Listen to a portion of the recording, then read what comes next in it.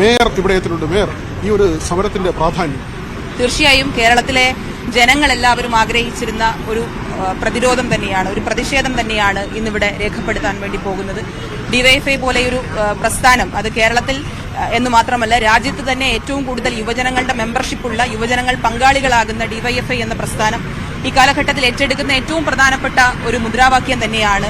3 പ്രധാനപ്പെട്ട മുദ്രാവാക്യങ്ങൾ ഉയർത്തിപ്പിടിച്ചുകൊണ്ടാണ് ഈ സമരം നടത്താൻ വേണ്ടി തീരുമാനിച്ചിട്ടുള്ളത്.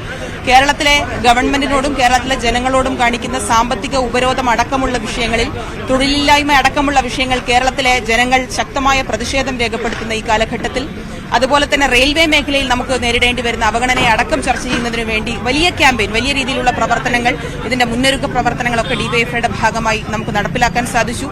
നാനാഭാഗങ്ങളിലുള്ള ജനങ്ങൾ സംസ്ഥാനത്തൊട്ടാകെ വിവിധ സാമൂഹ്യ, രാഷ്ട്രീയ, സാംസ്കാരിക പ്രവർത്തകരായിട്ടുള്ള ആളുകൾ ഉൾപ്പെടെ, എഴുത്തുകാരുൾപ്പെടെ, അതുപോലെ തന്നെ ചിന്തകരുൾപ്പെടെ പല ആളുകളും, പല മേഖലയിലുള്ള പ്രമുഖ വ്യക്തിത്വങ്ങൾ അടക്കം പങ്കെടുക്കുന്ന, യുവജനങ്ങൾ മാത്രമല്ല പല മേഖലയിലും പ്രശസ്തരായിട്ടുള്ള ആളുകൾ അടക്കം പങ്കെടുത്തുകൊണ്ട് 20 ലക്ഷത്തിലധികം വരുന്ന ആളുകളെ സംസ്ഥാന വ്യാപകമായി പങ്കെടുപ്പിച്ചുകൊണ്ടാണ് ഈ ചങ്ങല പണിയുന്നതിനു വേണ്ടി, ചങ്ങല തീർക്കുന്നതിനു വേണ്ടി ഡിവൈഎഫ്ഐ സംസ്ഥാന കമ്മിറ്റി തീരുമാനിച്ചിട്ടുള്ളത്.